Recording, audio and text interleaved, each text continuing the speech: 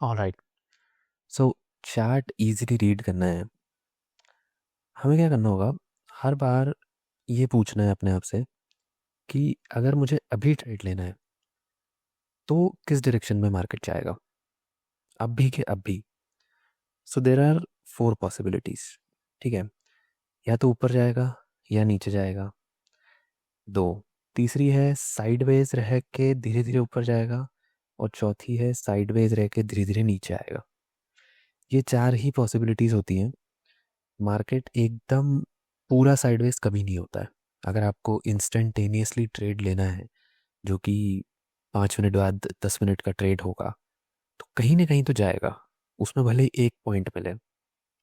तो ये चार डायरेक्शंस हैं, अपने को ये समझना होता है कि इन चारों में से अभी क्या होने वाला है।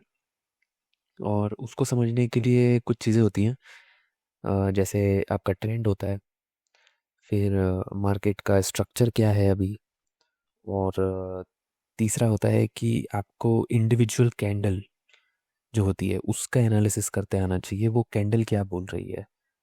तो ये दो तीन चीज़ें मिला के और हज़ारों चार्ट देखने के बाद में आप ये इजीली अंडरस्टैंड कर सकते हैं कि अभी इंस्टेंटली मार्केट कहाँ जाने वाला है। तो जैसे मैं समझाता हूँ, अपन देखते हैं क्लीन अप और क्लीन डाउन क्या हो रहा है। ठीक है। सो जैसे ये चार्ट अगर अपन देखते हैं 24 फरवरी का।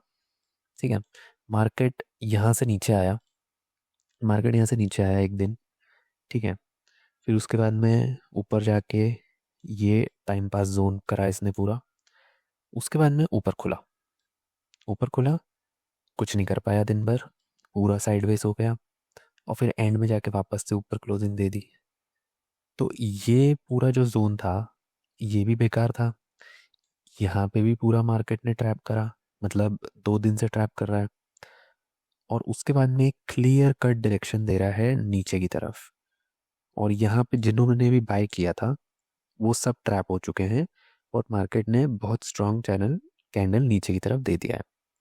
तो इसका मतलब क्या है, ये है क्लियर बेरिश डायरेक्शन, मार्केट नीचे जाएगा। इसके अंदर आप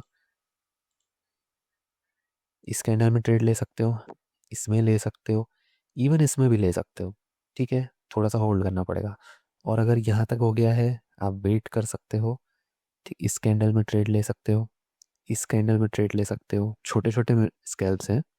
लेकिन अगर आप वेट करोगे तो ये वापस रिट्रेस हुआ है सेम लेवल तक, एग्जैक्टली सेम लेवल तक। तो यहाँ से एक बड़ा ट्रेड भी बन रहा है। तो ये था क्लियर डाउन। ठीक है, अपन इसी के अंदर और देखते हैं कि क्लियर अप कहाँ मिल रहा है अपने को। जैसे ये था एक और क्लियर डाउन। ठीक है, यहाँ पे मार्केट नीचे आया और टाइम पास किया, किसी को समझ नहीं आया, कंफ्यूजन है कि अब मार्केट क्या करेगा। अगले दिन ऊपर खुला, फिर से कंफ्यूजन किया, कहीं नहीं जा रहा है, फिर नीचे आके सेम लेवल पे है, तो अभी भी कुछ क्लियर नहीं हुआ है। ऑलमोस्ट ये लेवल सेम है, ये जो लेवल है ये, और इसको थोड़ा सा और नीचे भी देखे तो ये जो पूरा जोन बना है, ये जोन एक ही जोन है। और मार्केट फिर ऊपर चला गया, यहाँ से फिर ऊपर चला गया और अच्छा खासा बुलिश होकर गया।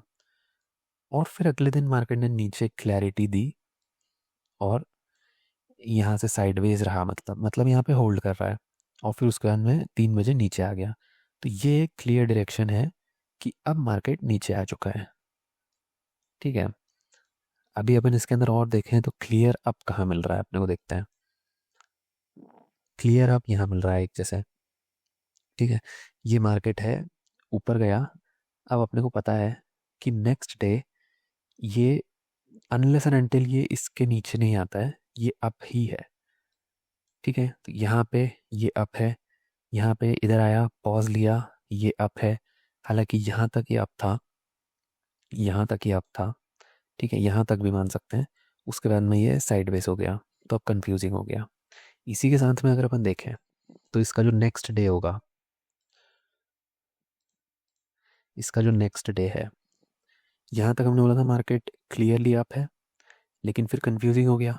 अब नेक्स्ट डे ये फिर से ऊपर जाने की कोशिश कर रहा है। तो क्या हम इसको बोल सकते हैं कि ये प्रॉपरली अप है? आफ्टर दिस कंफ्यूजिंग मार्केट, नहीं, अब ये साइडवेज टू अप है, मतलब लेवल्स के हिसाब से तो अप है, पर धीरे धीरे जाएगा, शायद जाएगा, इतना बड़ा मूव नहीं देगा, ये वाले काम है। तो वही हुआ ये वाले दिन, कुछ कैंडल स्ट्रांग बने, फिर धीरे धीरे धीरे धीरे पूरा मार्केट अप रहा, लेकिन कुछ कर नहीं पाया।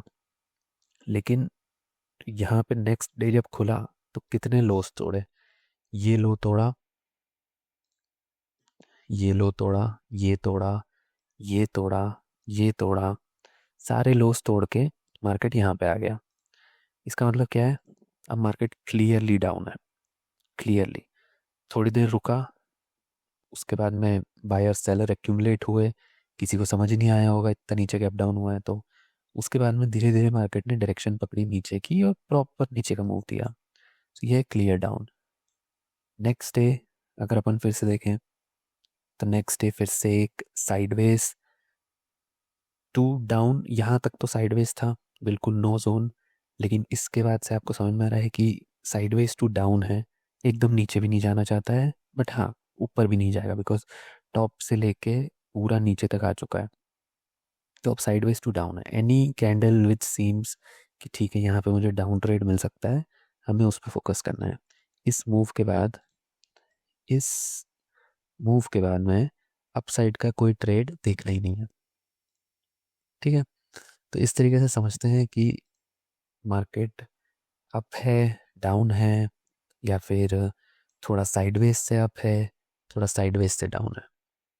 जैसे ये है, एक और बताता हूँ मैं, ठीक है। जैसे ये है, यहाँ पे मार्केट बहुत बड़ा गैप डाउन करा, लोज बनाया, फिर एक ये वाला लो बनाया, ऊपर निकल गया। तो अब मार्केट ऊपर ऊपर जा रहा है, लेकिन क्या आपको श्योरिटी है कि ऊपर जाएगा? नहीं है इतनी, ठीक है। ये वाला दिन तो एंड हो गया। नेक्स्ट डे अगर अपन देखें तो मार्केट फिर से ऊपर खुल रहा है, तो मतलब यही वाला दिन अच्छा नहीं था ऊपर जाने के हिसाब से, और अगले दिन मार्केट फिर ऊपर खुल रहा है और फिर कोशिश कर रहा है धीरे धीरे ऊपर जाने की। तो क्या लगता है कि ये ऊपर जाएगा? नहीं जाएगा। लेवल्स ऊपर हैं, पर ओवरऑल ट्रेंड जो है वो नीचे है। हो सकता है धीरे धीरे करके वो ऊपर जाए, बट हम यहाँ पे बहुत बड़ा पोजीशन नहीं ले सकते। यहाँ पे हम बिल्कुल मिनिमम पोजीशन लेंगे अपने रिस्क के हिसाब से। सेम इज़ द केस, यहाँ पे मार्केट ऊपर गया और फिर ये जो लेवल है, ये एक लो है, ये एक हाई है, यहाँ पे मार्केट घूम रहा है, धीरे धीरे धीरे धीरे धीरे साइडवेज हो रहा है।